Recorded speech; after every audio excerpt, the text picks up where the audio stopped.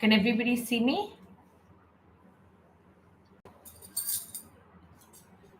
Can everybody see me? Namaste. Welcome, everybody.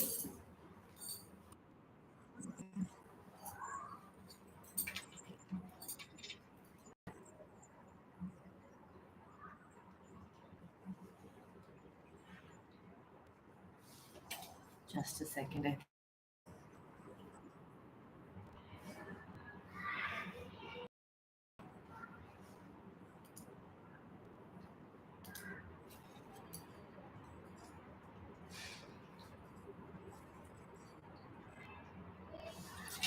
Yes, super. I think the audio for the phone was on. So today's topic, we're going to talk about how can I change my career at any age, at any given stage in my life. Good morning, everyone. Right?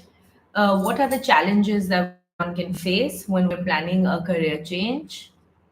Should I really change my career at any age? I will give you the good, bad, and the ugly for this, right? So, the good news is that we can change our career at any given age. Any given age. We're often told all these things that, oh, it takes 10 years to master something, it'll take 20 years to master something. You must be focused, you must pick a line, and you should stick to it. I've really seen people suffer in that scenario because so many times the career that they picked when they were younger was not, uh, you know, the best decision because they didn't. A career is not just a money paying activity as we are told to believe. You spend more than half your life at your workplace. Really, you do. You spend the best years of your life in your workplace. The prime time of your life is spent at your workplace. So one has to be very, very aware of what are you choosing to do? What are you choosing to believe? What are you choosing for yourself? If it's just about money, after a certain point, you won't be able to push yourself. It's just about prestige. Oh, it's this big company that we are working for. You will not be able to sustain yourself. If it is just about uh, it's close to my house, it'll make me spend more time with my best friend or my lover or whatever. If those are your reasons, my kids will be happier, you can often feel miserable in the long run. My parents will be happy if I choose this profession. What if your parents are gone one day, right? You'll still be living with those choices. So really, do we need we really, what is it? What is in it for us? Can I change it? You must change it. You must change your careers because you change. You must at least change. If you can't change your qualification, you can't change the kind of education you have, you can definitely change in what area of the world you're using it. You can change your geography, you can change the department in which you're working. And why do I say you must change it? So that you are still keeping up with your evolution, your growth. Because I'm saying you must change it. There must be change every at least 5 years in your life, if not 2 years, 3 years. The faster you grow, there should be change, right? Somebody could be selling cars. That doesn't mean they need to sell cars their whole life. Somebody could be selling, I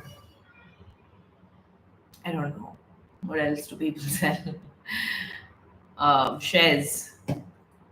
Doesn't mean they need to be doing that stockbroking their whole life. Can they not transition? Can they not use their sales skills to, let's say, sell uh, mana courses? Who wants to help me sell my courses? Right? You can use the same skill and change which division in the world you want to now use that skill in. Let's say I'm an artist. I know how to paint paintings. But do I need to remain like an artist my whole life? What if I feel like creating art on fabric and make beautiful saris out of it? Does that mean I don't remain an artist now? Become commercial? I've sold my soul. Should artists only be limited to creating art on paper? Can I think beyond that? Can I use my art to create wallpapers? Sabyasachi is a huge success. He hasn't changed his career. He started off as a dressmaker, but did he just stay a dressmaker? No, he became a jewelry designer. He became a wedding designer. No, he designs the whole wedding event also. He's doing wallpapers, guys. He's doing bags. He's doing sunglasses. He's also created a collection with H&M. No other designer before this really expanded like that in that broader horizon. Right? Upholstery material by Sabya. Home decor he's gone in. Wedding decor he's gone in. Because it takes, you have aesthetics, you can use them on clothes, you can use them in homes, you can use them anywhere. Right? Movie sets. Sabyasachi is doing movie sets. I think a lot of Sanjay Leela Bansali movies have a lot of Sabyasachi aesthetic. I don't know if he's really involved in them or not. I don't know. But it is really so Sabya. Think about it. Can Sabyasachi one day just say, forget it, I'm going to design ashrams now. I'm bored with all this Bollywood nonsense. I want to like work with Mana. And Mana, your ashram really needs a little aesthetic intervention because you don't have time. Let's design these beautiful meditation spaces. Why not? Sabyasachi, please come. Right? Anytime anybody can take their skill set and take it to a different industry, or you can get a new skill set. You're not horses and donkeys. Really, I'm sorry I talk like this. Sometimes I think I should be like more soft and polite. But it doesn't hit here, na, if you're very sweet and soft. So you're not donkeys, you're not dogs and cats, you're not these creatures that are just creatures of habit. A dog can only be a dog. Doesn't have any other option. Na? My poor Lucy will me. The minute she sees food, she needs to poop at the same place, pee at the same place. Like she's just stuck in that little daira of being a dog, that boundary of being a dog. The bird is going to be a bird. But a human being, well, that's why we're the little privileged creatures of this planet, that we can really, well, we're not defined. Creation has not defined you the way it has defined other species, and you're just sad about that. That's funny to me. That people behave like so fixed. What is the beauty of being human is your ability to be creative, your ability to change. You should. Why shouldn't you? I was so, when I was young, I was like, really, like you're gonna do this your whole life, and you're gonna be proud about that. Seriously, you're going to be proud about that. That I'm gonna do this thing for my whole life. But you're so boring. You have not explored being human. You haven't explored this amazing mind. That's a gift that can learn new things, that can adapt, that can change. And people pride in just the same boring shit that they've been doing since they were kids to the day they die. That really tells me that you didn't use the human apparatus too well. Sad, you know. So challenge yourself. Why do you want the same career your whole life? Why? Or even in the same career, what new things are you doing? And why aren't you doing it? Mostly because you're paralyzed by fear. There's just fear, nothing else. Fear that I will lose my stability, fear that I will lose my name, fame, recognition that I have earned in this field. People know you, and you're just afraid to start fresh somewhere where people will not know you, where you will be nobody. Let's say I achieved a certain name when I started my company, right? People started getting to know me, who I was in the city, Delhi, there was, things start when you start doing work, you do well, people get to know you, people get to know your work. And then I throw all of that in the dustbin. And then I'm like, no, I'm ready to study again. When I go to college again and I go to NIF, nobody knows me.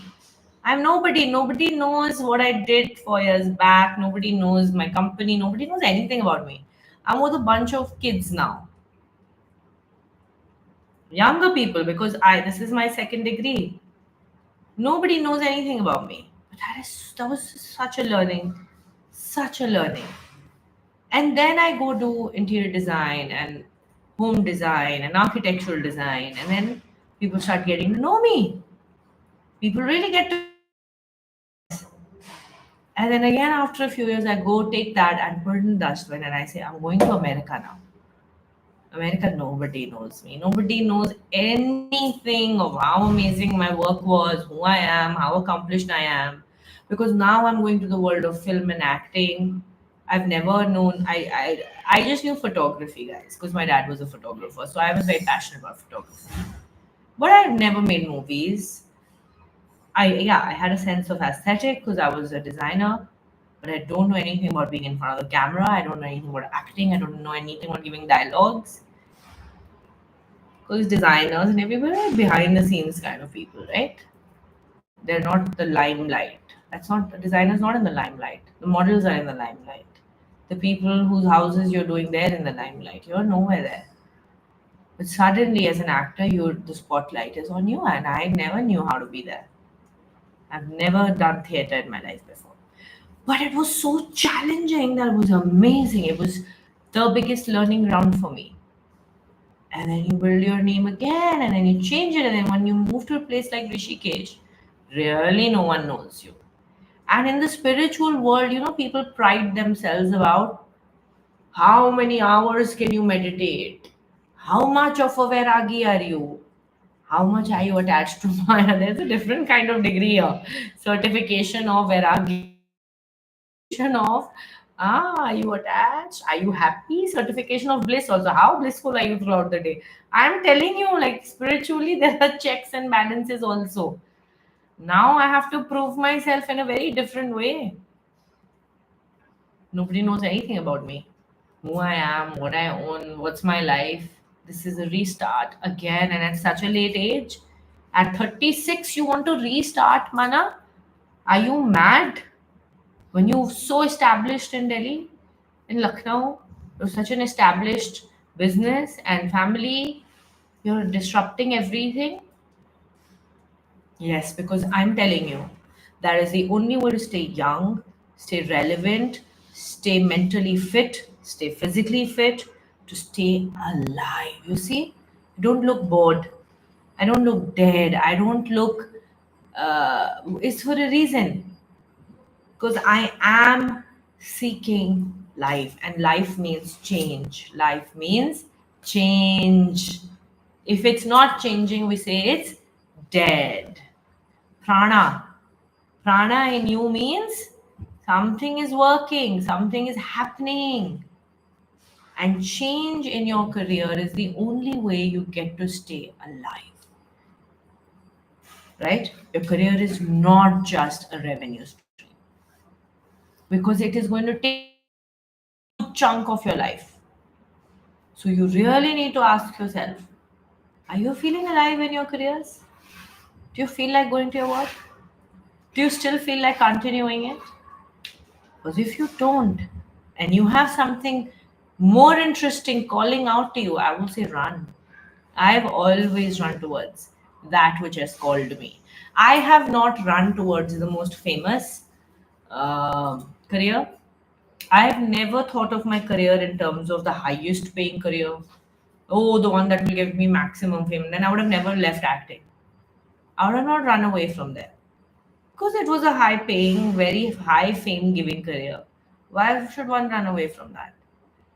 So never think of your career in terms of what you will get for it in terms of tangible things. I will tell you, ask yourself some deeper questions because that's all I can bring to your life, guys. You have your parents and your spouses and your so-called, environment that will tell you these things. ना पैसे मिल रहे हैं नहीं मिल रहे हैं. Who's which company is it, and all these questions your family is enough for you to ask. I don't need to bring that to your life. I will bring something that nobody else brings to your life, and my questions are different. How many hours can you do what you're doing without feeling tired? That's a big question. Nobody's asking this. How long can I do what I'm doing without feeling tired? Oh, can you do it for 22 hours and like not feel tired? Can you do this all day and not feel tired? Think about it. You say, Mana, that's not possible. No, that is possible. That's only possible when you've hit upon something that is sparking your soul, that is touching like all these points in you, तार दिल के तार बज गए जब आपके, and your career can do that for you more than a person sometimes. More than a person, I'm telling you, your work has the ability to create a feeling within you that is surreal. Time flies. People say all this for lovers, for love, that when we met and we saw each other's eyes, time stopped. Do you feel like that for your work? No. And you still want to do this. And you still want to do, you want to spend your whole life doing this. Ask yourself why. It better be very high paying, guys. That's the only condition under which I'll excuse you for doing what you're doing. And even though you don't love it, it pays you really well.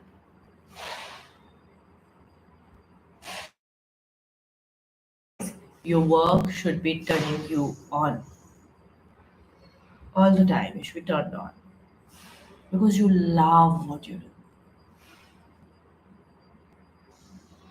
You know. Next question.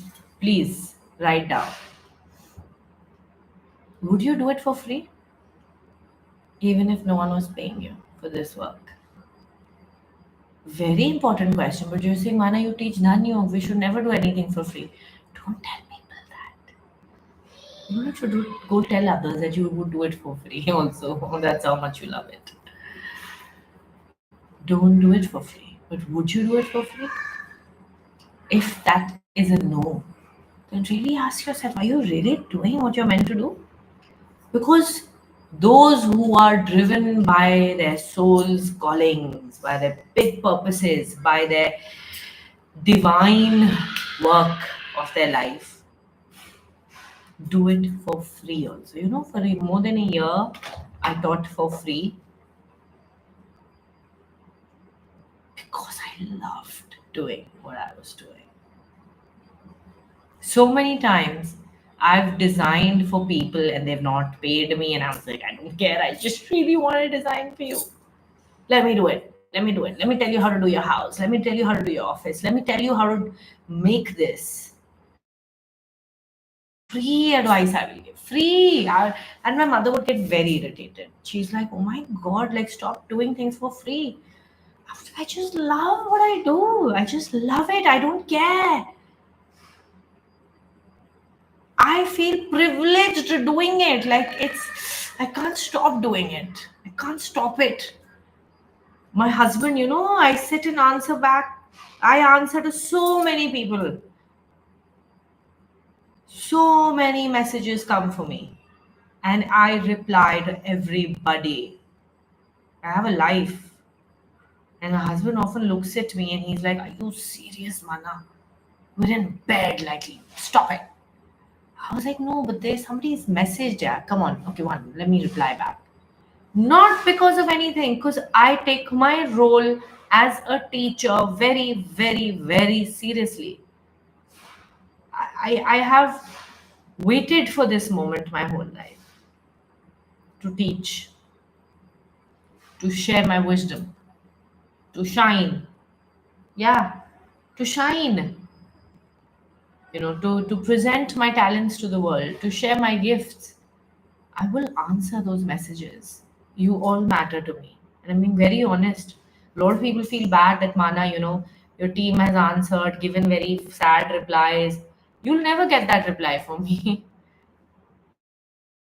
Replies from me and never get irritated with your late night messages. I know there's sometimes I'm like, come on, guys, like 1 o'clock, seriously?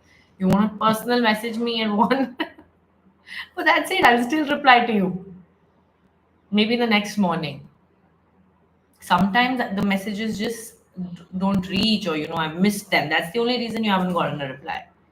Otherwise, I reply to every single person, everyone. Why? Do I need to? I don't need to answer your messages. I can easily have another number, guys. Have two numbers. Everybody in my family is fed up of my phone, of that I don't have any privacy. I don't have, times that I should just give my phone to my assistant. I don't do it. I'm always very close to doing it. I feel like I should do it. I should do it. But I don't do it because I don't want to lose that touch with my students. I don't want them to be misguided by anybody else. I don't even want my team to handle my students too much because nobody can handle that the way I do it. Because I love my students. Genuinely, I love you. If you've studied from me, if you've learned from me, I care about you. I don't know if that makes sense. I care, and I care about your future. I care about your decision making. I really give a damn. I do give a damn. A big, big damn I give. Beyond the little 2, 3 thousand, 5,000 bucks that are spent. For you, that might be a big amount. For me, that's a very small amount. For me, your future is a bigger question. For me, you getting in things right is a bigger concern. For you, the money might be a big concern. For me, what you're doing in your life is a bigger concern. So I make sure you're not doing anything stupid. So when you ask questions, share. If you write love letters to me, that those I don't reply to too much. It's a smiley because then it's okay. You're doing well. But when you have troubles, you ask me questions where you're stuck. I make sure, even to strangers on Instagram, I give replies, by the way. When people write me long, long messages on Instagram, oh, we're going through this, and I'll try to give even them a reply. You know what, guys? Wait. Okay. Don't do any course, don't do anything, don't do this stupidity that you're doing. So I am in love with my work. That's why I am who I am. I'm in love with my work. Right? So this is the feeling you should have about what you're doing. That's, some people say, oh, you're committed. I'm not committed. I'm in love.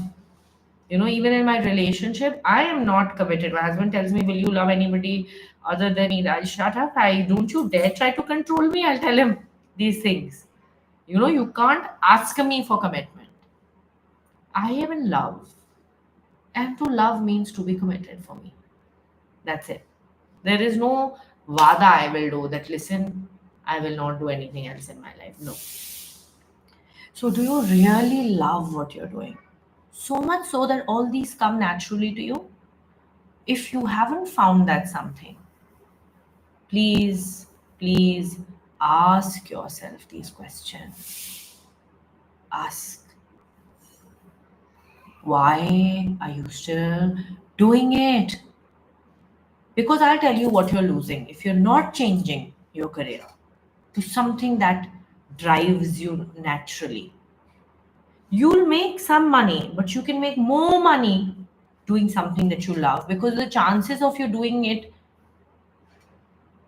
working hard will feel normal. Working hard will feel easy. When you love someone, love is easy.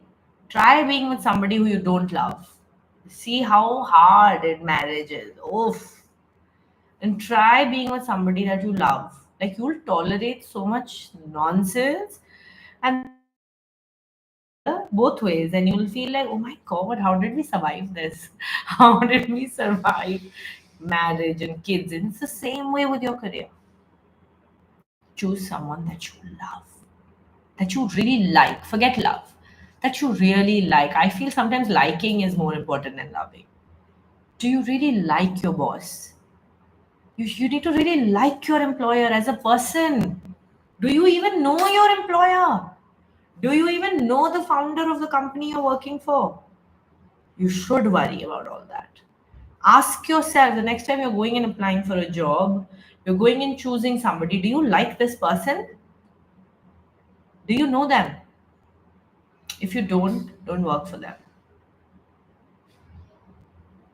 Because it'll be very hard to give in your 100%. Paycheck to paycheck is the most low grade way of living life. It's like being a domestic staff in some way. They're only most of them are just working for paychecks. That's why they're not treated so well. Most of the people that we see in menial job positions are, why are they there? Have you thought about it? They're only working for this. Today you will give them this much, tomorrow somebody will give a little more and they'll leave. Most of them, not all of them. But they are still working for this. If you're working for this, what's the difference in the mindset, mentality? What's the difference? Might as well become a driver and get 50,000 rupees in a nice company. Yeah, it's true. One of our drivers gets around that much. To drive a 1 2 CR car, you will get that much salary. So maybe some people are drawing less salary than that, than a driver.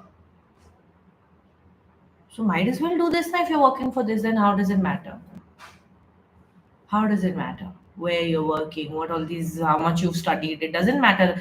Do the thele wala that is selling samosas and bun tikkis is making 30 40,000 bucks a day. A day. What do you think? It's better to do that. But no, we have spent time on a certain education. We have spent time. Money cannot be the driving force of your dream career. It cannot be. In the beginning, money cannot be the driving force. That's the cheapest way of energy exchange, lowest quality. It's like you marry a person just because they're rich. And then you know what life looks like. Ah, it helps if they have money. Let me tell you that. It helps that the other person has some money. Cannot be the guiding factor of your life decision. Should I marry a billionaire? That cannot be the leading thought. Helps if they are also a billionaire. Very good. Similarly, the big company, the big this thing, you should know the people you're going and working for. What is their ideology? What are their ethics, their norms? What does this company stand for? Maybe the pay is less in the beginning. Maybe they can't, afford your talent sometimes. But if you really give a damn about all these things, maybe you can be a guiding factor in the role of that company. I've been that person in my companies many times. I don't think they were the highest paying companies because my company wasn't doing that well.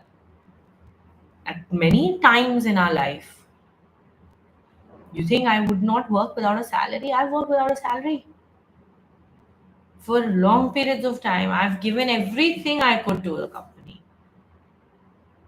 You say, Mana, oh, that's your company. I don't care. I don't take out any profits. I don't do anything. I don't work like that. I don't think like that. If you start thinking like that, you'll be a very short sighted person and you'll never end up actually going to the higher positions. Because the senior most positions are way more committed, way more contribute. They contribute much more.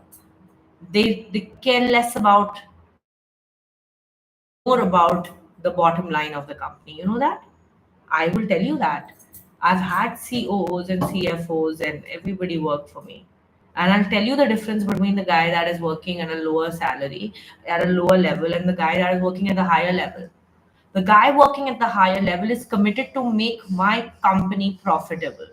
And the lower level employees are just worried about getting their salary on time, doing what is needed, and leaving. My CEO is sitting till 2 a.m. at night working with me, not thinking about the salary package. It's okay, that'll come. But they're actually carrying the weight and my burden, sharing that with me. So it is the CEO of my company. It is the CEO of a company. It is my HR head. I am telling you that those kind of people make it to the top. That stuck around when the going was tough. So many times not taken salaries. My R&D head worked for months without her salary, huh? Even when she had kids, because the company was going through a tough time. Guess who's guess who's there? Guess who's there? Still, when the company became big, the only person that we retained from old employees. Just two, three people we retained. She might not be as competent, but she's retained because of her loyalty, her ethics, her so many other. But you know why is she like this? Because she's getting to do what she loves, research on crazy viruses. She gets to play around with all this. She loves that, right? So you can be this person, guys, and I'm telling you, it's very easy to be this person. Just choose things that move you at a deeper level, something beyond just money. Maybe the person that is my brother. Everybody, most of our employees are in love with him. The electrician of our company once was coming and crying in front of me. So the electrician was at a salary package of 1.5 lakhs a month, right? Our electrician. Because we're a lab, we need a very committed person that's there 7 days a week. So he's at 1.5 lakhs a month salary. Now, when we were downsizing, once we were hitting a very low phase in the company, and that happens with companies, it's like this, right? That guy had to be asked to leave because we couldn't afford a 1.5 lakh rupee electrician. You know what he came? Some employees were threatening us that, oh, we'll take you to court, and all this starts happening the minute you downsize. It's okay, human nature. This man comes and he is a pandit, so he has a choti at the back, but he's a smart electrician. He comes and tells me, and he has tears in his my brother's name. He says, I have never met such a human being in my life. He's so young, he's probably half my age. Because my brother was way younger than him. He's probably half my age, but I've never met a human being like that. Never has he yelled at anybody, you know. He's never treated us badly. He's never done anything wrong. I see that man come in first person and working last person in the office, and he just puts his head down and he goes. I wish that the company does really well and he grows tenfolds, and I get to come back and work for you both. And he's crying. That what a godly person, my employer. I only pray the best for him. May he grow tenfolds more, bigger, bigger, bigger. Just imagine that you earn that kind of a reputation. How will you earn that?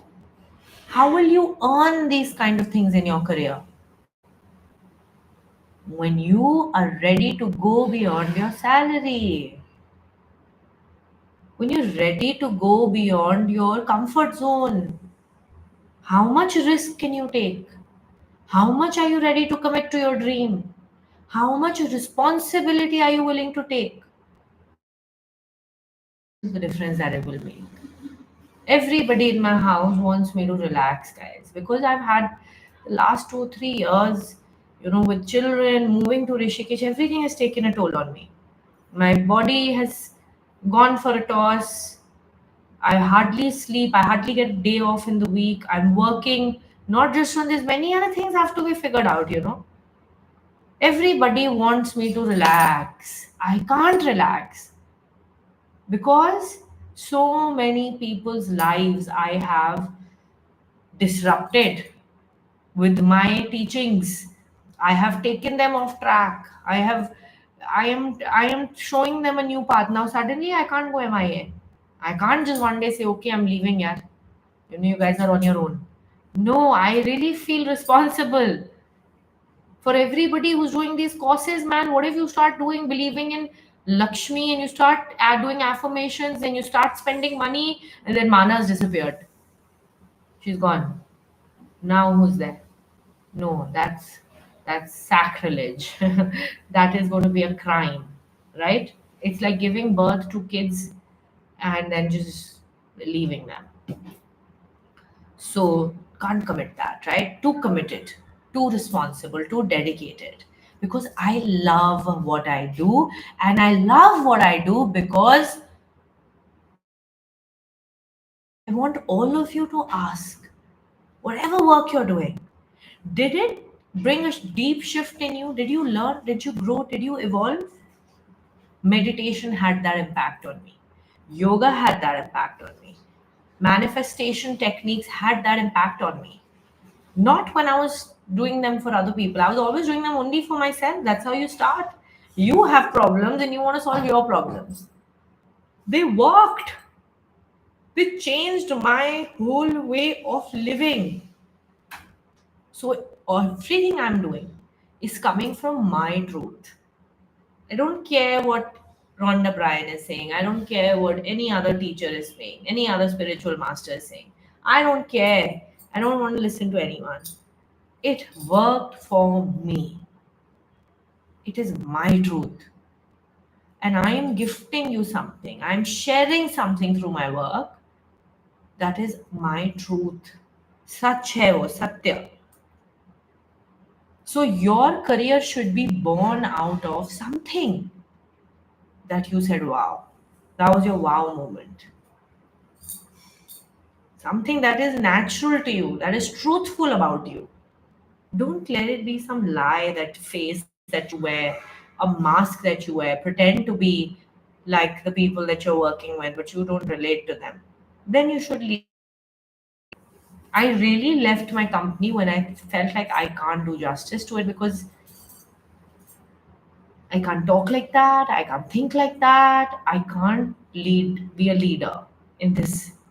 Because if my team comes and tells me, Mana, I'm not, I've been suffering from diabetes and I'm highly stressed and my all my experiments are going wrong in the lab because of this, you know what I will tell them? Okay, everybody, come sit. Let's switch off the conference room lights and let's meditate. And all my guy friends, all my guy colleagues, peers, some once we were somebody was coming to visit me right at my in my office, and suddenly he walks in and he's a big entrepreneur, right? Big CEO. So he comes and he watches the conference room's lights are off and he's sitting with people and he's like, where is ma'am? And they're like, she's making everybody meditate. 100 people sitting meditating together. And he's laughing. He's like, is this how you guys are running your company? He looks at me and he's like, are you serious? This is no, no, no, you can't do all this and this is your work. What are you making everybody meditate here for? They should be working. They should be meditating on their own time. Okay, this is don't waste your company's hours. This is friend. ये सब नहीं होता है office time में. And I said, no, but how will their stress levels come down? They have to meditate. And then I realized maybe I'm not the right person to lead. Maybe, God knows. I would think the world will be better if everybody, instead of having conference rooms, had meditation rooms in offices. I think all our productivity will increase. But the corporate world doesn't agree with my ways. So here I am sitting in Rishikesh making you all meditate because I think that's the only way to lead life. Now, how to really identify which career aligns? Okay, great. These questions, few questions that will help you. Quickly write them down. One, what did I enjoy doing when I was little? It will not directly answer your question, but it can lead you there. So ask. When I was a small kid, when money didn't mean anything, when uh, I didn't care about fame and all these things, what did I spend most of my time doing?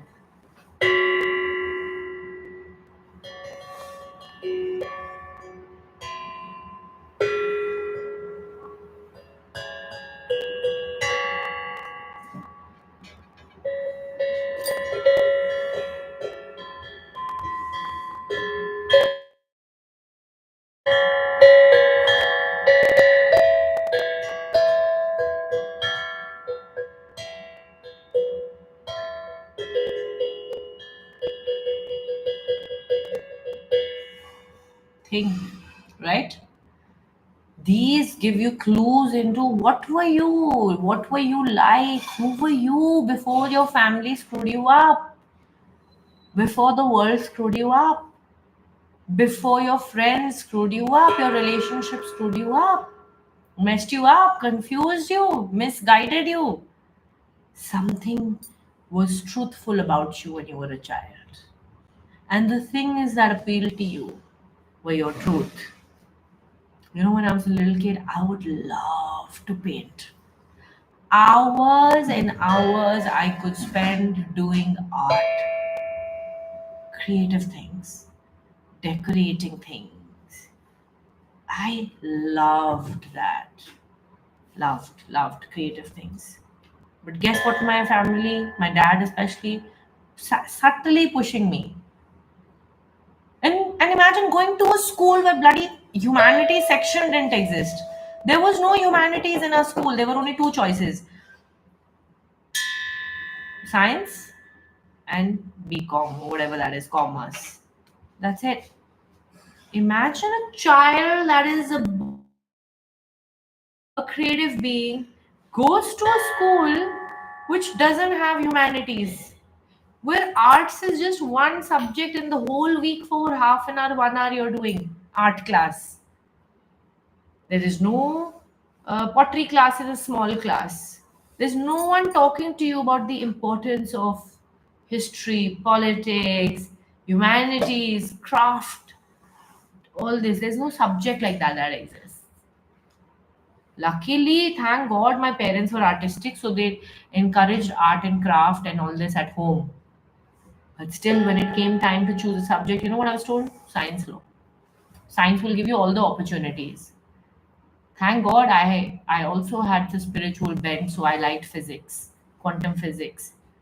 But just imagine, this kid, nobody can see that this is an artist. This kid should not be pushed for anything else. This kid should be encouraged to find their own um, art style.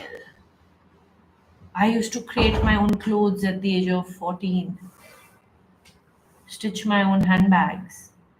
Nobody was seeing all this, and instead they were saying, "Don't you dare think of going to NIFT. What do you want to become a tailor? दर्जी बनना है तुमको?" Why, I mean, why not? Right? Everybody tells me, Mana, you're so artistic, you should have your own fashion line. And my mother, she encouraged me a lot, so she still says this, it's not too late, Mana. Create your own fashion line. And I said, yeah, now it's going to be like a yoga fashion line. Mana saris, Mana yoga wear, Om Mana yoga wear. Why not? It is going to come. It's going to come. Let me just, like, do what I'm doing and then create a bandwidth to also do that. So, see how your childhood can give you, or your teenage can give you clues about what you're meant to do moving ahead in your life, right? This is how it evolves. Slowly, slowly. Now, second, if let's say your childhood you were doing nothing, you were just a naughty kid that was just playing, that can also show something. Somebody that is always playing, doesn't want to say too much energy, sports, sporty, athletics, a physical job, a martial artist, a swimmer, a trekker, Somebody that can take part in marathons, Ironman, all these kind of things, fitness. Oh, but that there you won't make money. Who told you? Who's telling you all this? That money is the deciding factor for careers. It is not. You'll be miserable if you choose something just for money. You feel like a fish asked to fly. That's how it is. That's how we spend most of our lives. Some of us are fish trying to fly, some of us are birds trying to swim. Nobody's in the right habitat. And you spend half your life trying to figure out to unlearn what your world has taught you. That's why I say very important step, next step. Disconnect from the world for some time. You have to take out time, you have to carve out time to go within, sit alone. Remove those voices of your mama, papa, didi, uncle, right? You have to remove their voices. They're in your head telling you, Arey, fail, Arey. Those voices have to leave you. So for that, disconnect. Spend some alone time. Really dig deep. Oh my God, I was an artist. The whole world is trying to become an artist. Some people who are creative are trying to become artists, and I was a born artist. मुझे तो किसी ने नहीं बताया I was a born artist.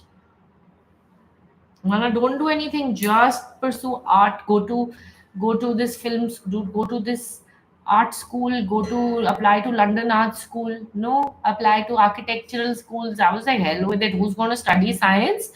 For I just because of this, I was terrified of architecture because I would for another 5 years.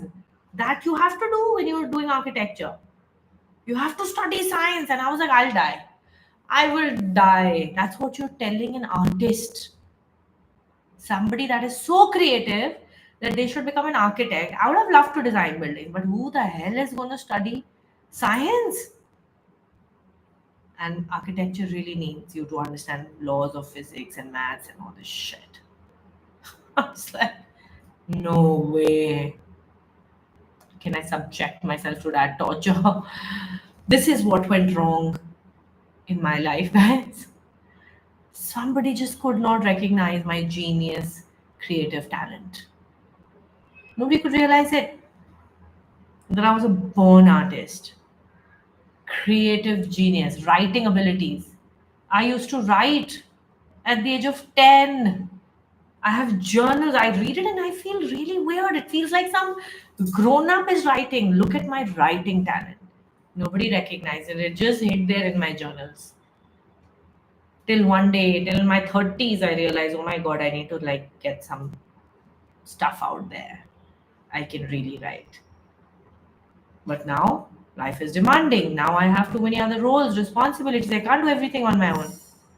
So do it. Do it. At least do it. At least still doing it. Still doing it. Still trying. So you have to undo the damage. You have to undo the damage that the world has done to you so that you can bet on you. Nobody bet on you. Nobody bet on your talents. Now your parents are gone. Now you're an adult. At least start betting on yourself. And all the parents that are watching this, don't do that to your kids. Don't tell them who they can be and who they can't be.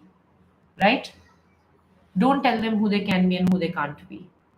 Finally, if you're old now, start seeing in your life what activities call out to you. What content are you reading, researching?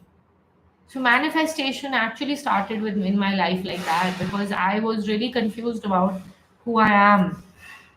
What am I here to do? That's why I started looking to these books. And I realized I'm a creative person. Well, damn it, life is has to really change now. I have to take some big drastic steps because nobody is going to get me. Nobody understood me. Nobody understood what my worth was, what I could bring to this world creatively. Nobody was ready to bet on that. So I had to manifest all that for myself. Right? And I teach you that in Vardhan, how to manifest. because I have had to figure it out alone. Nobody could figure it out for me. And because I've done that process and I have worked on it and I have carved that path for myself, I can help you carve that path.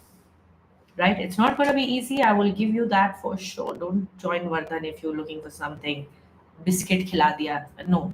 I will show you how to walk it, how to figure it out. And that's a big help, guys. Because I wish someone would have done that for me, given me these 10 steps that I give you in Vardhan. Right? I would have probably been successful very young.